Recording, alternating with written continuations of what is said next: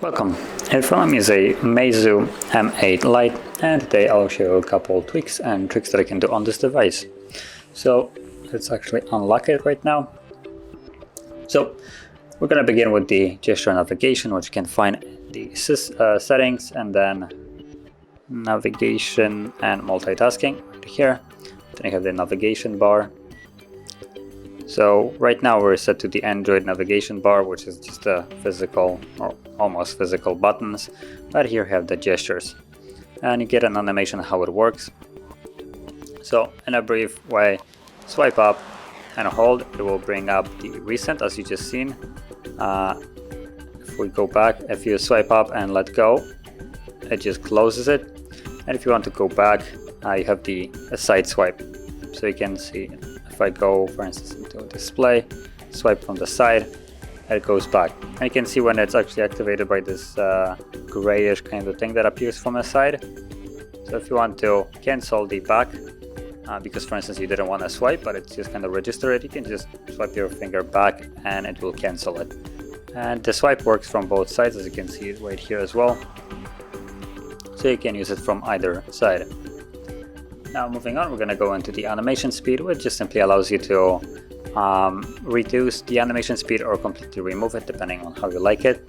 And because this device isn't necessarily the quickest one on the market, I'm not a greatest fan of having animations on slower devices, and this would be one of the places where I would just disable it. And if you want to do the same, you can go into number one, about phone, because we'll need to enable the developer options. So from here, let's find wherever the build number is, so I can actually enable the developer options. Nope, definitely not here. Like it, no. Oh wait, oh it's right here. So it is. So there we go. So as you can see, tap on it 7 times and it enables it. And once more, you want to tap on the build number right here. So it's the second last thing. And from there, let's go into the developer options, which I'm not really sure where it got enabled. So accessibility maybe, nope. So I'm just gonna simply search for it. This will probably be easier. So developer options, so it was actually in accessibility. So let's tap on it and we should now have it right here. So it's right at the bottom almost. Developer options, and once you tap on it, you can then scroll down a little bit past halfway, and we should see, there we go, window animation scale, transition animation scale, and animation duration scale. And you can either set all of them to something like 0.5, which will increase the animation by basically twice as much, or you can set it to off, which that's what I'm gonna go with. This will completely remove the animation, so anything I will be doing will not be animated anymore. If I could actually just go back, there we go.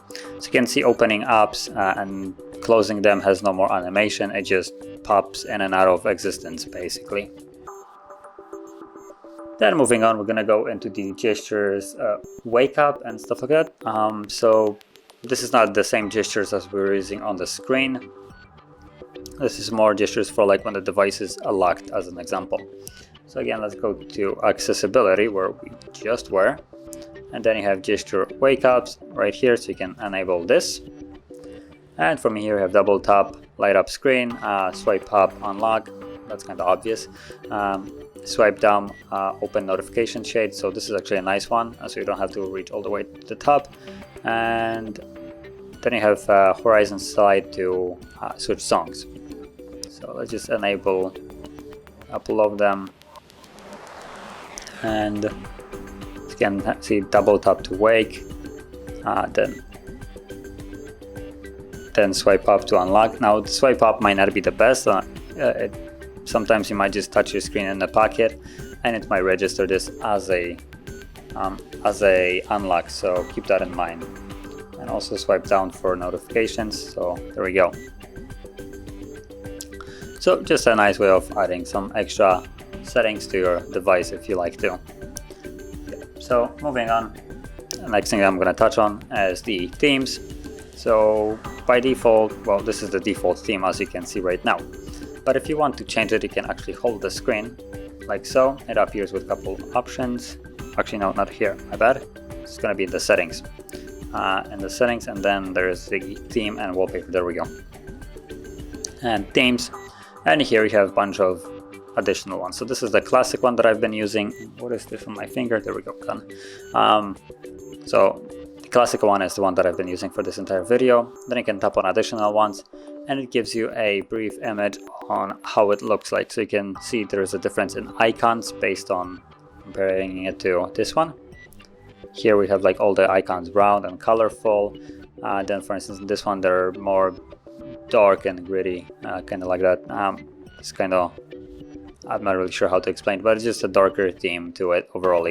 And it also goes over apps as well. So you can see there you have the dialer, which changes the green button for dialer for calling into just black one. The keyboard is just a little bit more dark and white. Also messaging, you can see, removes the color from the message bubbles and just changes it to dark. And basically everything all around the device will be in this darker theme. But then you have also the other style. So here you have almost everything pink, lady style as it's called. And here I have a different one as well, just so you can get a good look at the difference between different themes. So those are the ones that come with the device, and you can choose which one you want by just tapping like this, applying theme, and give it a moment. But you can also log into the Flyme app, and from there you can actually download more. So they do have the theme store right here, and all you need is the account, and from there you can search for all the themes you want and find whatever suits you the best. As you can see right now, everything is just this dark color. Just tap on I got it, and then there we go. You can see that it just shifted in color. It just needed to reload the app.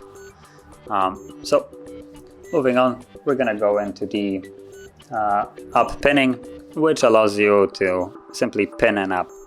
Now, if you're wondering why would I want this, it's more for these kind of occasions where someone wants to use your phone and you might not want them to, for instance, have access to everything on your device, and you don't really want to pay attention to where they go. So what you can do, well, number one, let's enable this. So we would go into the settings, and then it's gonna be a finger, password, and security, and it should be right at the bottom right here, app pin.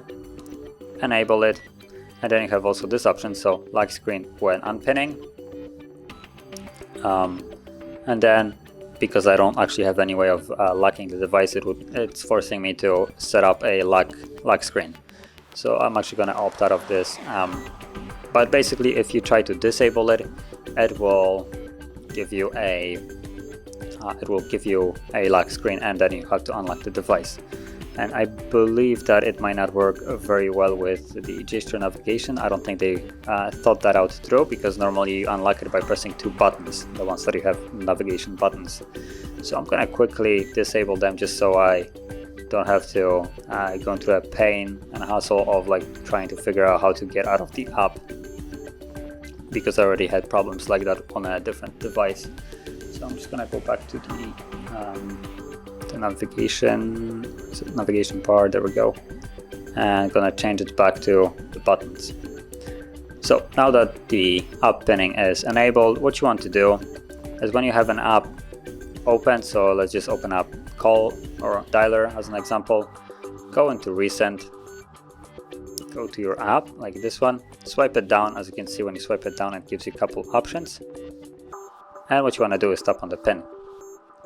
And you can see that it tells you to hold back button and what was it?